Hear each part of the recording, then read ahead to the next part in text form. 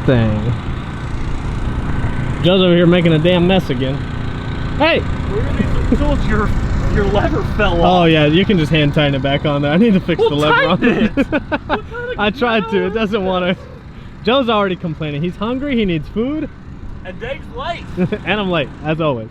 So anyways, rented a trailer today, and we are out at Denton, North Star Dragway.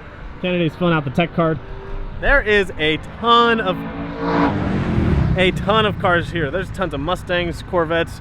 There's a truck race tomorrow, so a lot of trucks are out here testing and tuning. Daddy, get in the car, let's go. Okay, see? He's angry. All right, so yeah, we're trying to hurry up so we can make as many passes as possible. This place gets super busy, super quick. So we'll catch you guys in the lanes. What?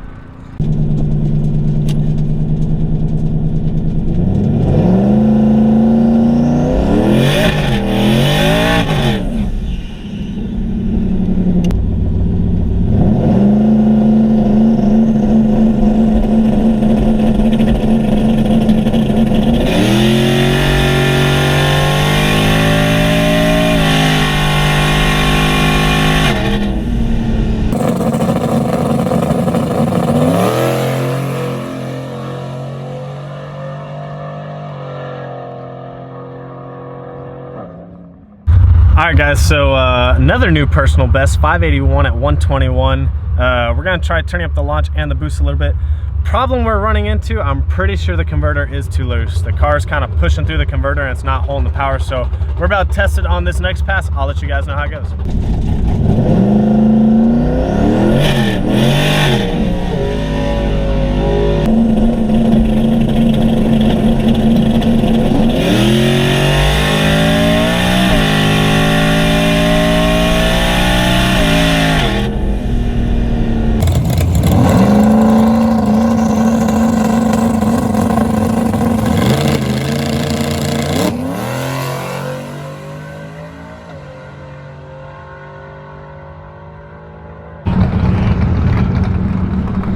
Bo got some new wheels. Check those out. Looking good. Trey, what's up? Say what's up to the vlog. What's up, man? Bo, we got Mr. JR, Frankenstein in the house, and Joseph pressing buttons he shouldn't be pressing. Kennedy's taking some photos. Where's the camera at? Oh, it's a new truck. Oh, man. We'll show you guys later. You'll see those. You'll see those. So, anyways, last pass we made the fastest pass the car's ever made. We went 569, right? 123? 569, 123. 131 60 foot. That's pretty crazy. So Joe's gonna turn up a little bit more and we're gonna see pretty much what the track will hold, and then we'll back off a little bit if it starts spinning, but it's holding pretty good and it's driving straight. So we're gonna see what the track will hold. But man, this line is just crazy. So it's pretty hard to get some good testing tunes here just because there's a lot of cars here. And I think they're running like some race right now. So we're gonna try and get a third pass on the car and we'll see you guys over there.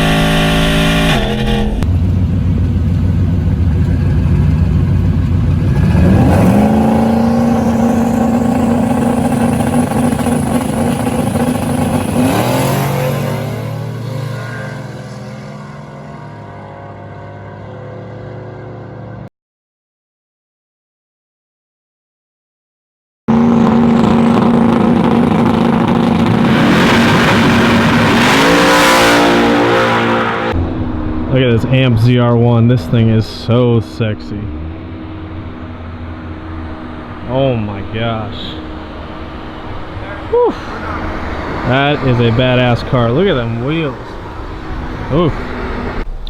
The Tang Stang is back in the garage. Also, someone stole my remove before flight ribbon. That sucks. I already ordered one of those. No big deal. Oh, there's a spider on there. Look at that. I don't know if you can see it. Hey, little guy. Hey, what are you doing? Hey, what are you doing? So hopefully you guys enjoyed all of the racing footage from this weekend. It was kind of a last minute decision. I really needed to test the car out after speaking with Lund and after speaking with Eric at JPC about the converter. I really needed to take the car and see if we could push the limit on it just a little bit more, because previously we had only ran the car on 10 pounds of boost and they thought the converter was too loose for the setup. So they wanted me to turn up the boost, because if the converter is too loose on your setup, the more power you make, the worse it's gonna deal with the power. So essentially I'm gonna need a tighter converter, but that's why we took the car to the track. We're pretty sure the converter is not the problem now. However, I did send some logs to Lund to see what he thinks, and he'll let me know if we do need to get a slightly tighter converter. But we pushed the car pretty good. Obviously the car has more room to grow. The first pass out, I broke into the even deeper fives, which is really awesome. So if you guys don't know, the previous weekend we went to Wichita Falls. It's my first time in the car at the track with the new setup, and the fastest we went that night was 592 at 119 on about 10 pounds of boost with a 148 60 foot. So this time we went to Denton, Texas. A little bit better prep, actually worse DA, not by much, but it was double the DA that Wichita Falls was. Wichita Falls was still really good air, but actually this DA was worse in Denton. Anyways, we went off the trailer with the same amount of boost, and actually I cut a 135 60 foot, which was awesome. First time cutting a 1.3 60 foot on the car with the new setup, and the car went 581 right off the trailer. So that was pretty cool. 581, 10 pounds of boost, 135 60 foot right off the trailer. So then we knew, okay, the track's obviously working really well. Let's turn the car up and let's figure out if this converter is going to be too loose or not. So on the next pass, we turned the car up. I want to say we turned up the RPM launch just a couple hundred, and then we turned up the boost level to about 12 pounds of boost, and the car went, let me see if I can find the slip. Okay, so I found both slips actually. So this is the first one. 581 is actually 121 mile an hour, 135 60 foot. So this was off the trailer. Then we decided to turn up about 12 pounds of boost, turned up the launch just a little bit, and a 131 60 foot. So this one was a 135. This one was a 131 60 foot and 569 in the eighth, and then we went up to 123 mile an hour. So really good. Two awesome runs to start the night off. And if you guys saw, I was kind of trying to vlog in between the runs. We're kind of in a rush because Den has really long lines for test and tune, and they're actually moving pretty quickly that night, but they usually have really long lines for test and tune, and it takes a while because they really lay down the prep there for test and tune. Usually a test and tune at a track, they don't prep that well, but they were really prepping the track, which was awesome, which is good for me because I could push the car and see what we needed to work on. But anyways, that was the second pass. And initially I thought, okay, the converter is still loose, like the car should be going a little bit faster, and I could see it in the log where it was kind of hanging. Well, me, I don't know that much about converters, but what was actually happening was when I was shifting, the converter was actually flashing at about 6,800 RPMs. And me, just natural reaction, I was shifting. So I was shifting super early. So we hooked up a shift light. You guys will see this in like all the GoPro footage. You can see the numbers because the GoPro is like right up here. So you can see the numbers from the tach. The tach signal is a couple hundred RPMs off. So we adjusted the shift light to kind of work with it. And so that's what the numbers you'll see. You'll see those are the RPMs actually. Anyways, we tried hooking up the shift light, and that way I could actually shift all the way to 7,500 RPMs. And so we went out for the third pass, left the boost around the same, turned up the launch just a little bit, and we cut a 128 60 foot. We went 559 in the eighth. Awesome. Only 124 mile an hour because we're still on about the same pounds of boost, but this thing 60 footed like crazy. It felt so awesome. It was super fun, and it's a little bit tricky in this car, and like I said, I'm gonna make a video going over how tricky it is with this car. There's just a bunch of little buttons. You got a lot of hand movement going on. Nothing's really automatic now anymore like it was before. When you have like a 6R80 or a 10R80 car, everything's kind of automatic and built in. This thing, I've got a trans brake button on the shifter, but then I've got the bump box on the wheel and the scramble on the wheel, and I've got to manually shift the car now. So there's a lot going on. It's a little tricky to get used to, but I feel like I'm getting pretty well acquainted with the system.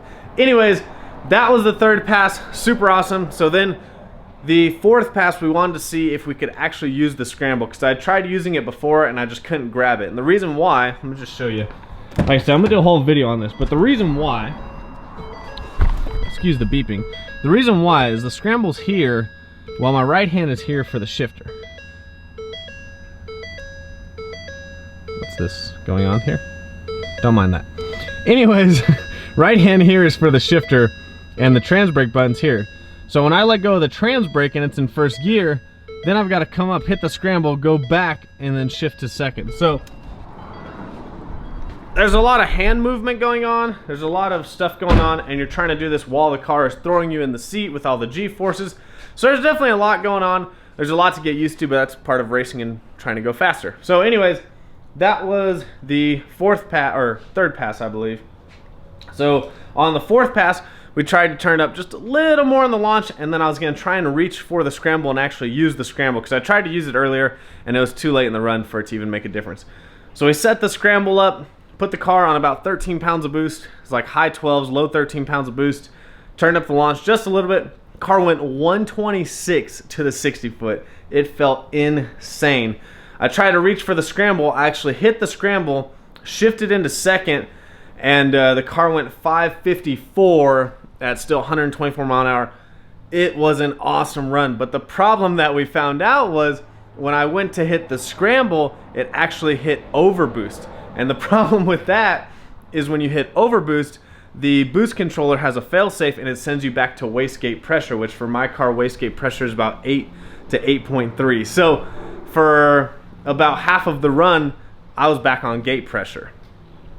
So yeah, that's just how that worked. So anyways, that was kind of unfortunate. So then what we did was we turned the boost down a little bit, adjusted the overboost, and on the last run, I went to bump in, and I actually flashed the second bulb with the bump box, but it didn't complete the bulb. So my car, I hit the bump one last time, and it rocked it forward and rocked it back. And so what that did is it unsettled the IRS suspension, and it just blew the tires off. So that's one of those things that you kind of have to get used to, and you kind of have to get real comfortable with how to use the trans brake and the bump box perfectly. Obviously, it's only my second time out, and I feel like I'm doing okay for the setup, but that's one thing I definitely got to get used to when I'm going to start doing a lot of heads-up racing is I cannot bump that hard and unsettle the suspension, because I'll just blow the tires off every time. And you see that a lot in racing. It's not just about leaving on an RPM or leaving on a certain boost pressure or tire pressure in the tires or the shock settings. If you bump and shake the whole car and unsettle the suspension, you will blow the tires off, and that's what happens a lot. And that's part of racing, and that's part of going faster. Is you can have all the power in the world, but if you don't have the suspension set up, the tire set up, you're not going to go fast. And then if you can't perfect a launch, if you can't cut good 60 foots, you're not going to be fast either. So anyways, I'm really happy with how the car did. Obviously we have more to go. I know everyone wants to see that elusive 8-second pass, just because that's kind of the goal that we've been reaching for. Obviously with these 8th mile times, the car can go 8s, but it's one of those things you've got to go 8s and get the slip for it to actually happen. So I don't think we're gonna hit a quarter mile until we go to Streetcar Takeover. We'll be at Streetcar Takeover Dallas November 2nd, Streetcar Takeover Oklahoma City November 8th and 9th. So those are the 2 weekends. The one in Oklahoma City does not have roll racing, but they do have everything from dig racing, so we'll be doing some 8th mile and quarter mile stuff. I don't see the car being very competitive because a lot of those classes don't cater to a car around this power level.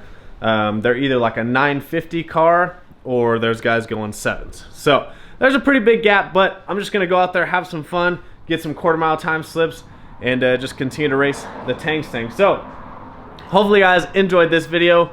If you're wondering, the car was on about 13 pounds of boost for those 550 passes. Obviously on one of them we actually hit overboost, so it went back to gate pressure. So I feel like the car has definitely got more in it. I know a lot of people have been asking, and I've told a few people, but essentially Len thinks we can go about to 16, maybe 17 pounds of boost, but that's really going to be pushing it for this stock motor. That's pretty much all this stock motor is going to hold for this setup. Now, there's people holding like 18 to 20 pounds of boost, but different setups. You got to remember, this is single turbo. It's totally different. Every car, every setup is totally different. But he said about 16, 17 pounds of boost is what this motor will probably hold. So if we can get a track to hold, I'd like to see what 16 or 17 pounds of boost will do. And if we can get the scramble figured out, we can try and get on the scramble early. I think that'll really help the mile an hour, because my mile an hour is a little low for the times I'm running, but my short track time, the 550s, are quick because I have a really good 60 foot. So I'm really happy with how the car is 60 footing. We don't have the suspension, we don't have the rear camber to a perfect zero quite yet, but I do have some upper control arms coming so we can get that wheel pushed out, have 0 degree camber in the back. Everything else is working really good for the car though. I'm super happy with how it's doing, and I hope you guys are enjoying all the racing footage, and we're just gonna keep getting some more racing footage. So hopefully you guys enjoyed this video. As always, make sure you comment, like, subscribe, follow me on Instagram and Snapchat, Vanby39. I will see you guys on the next one.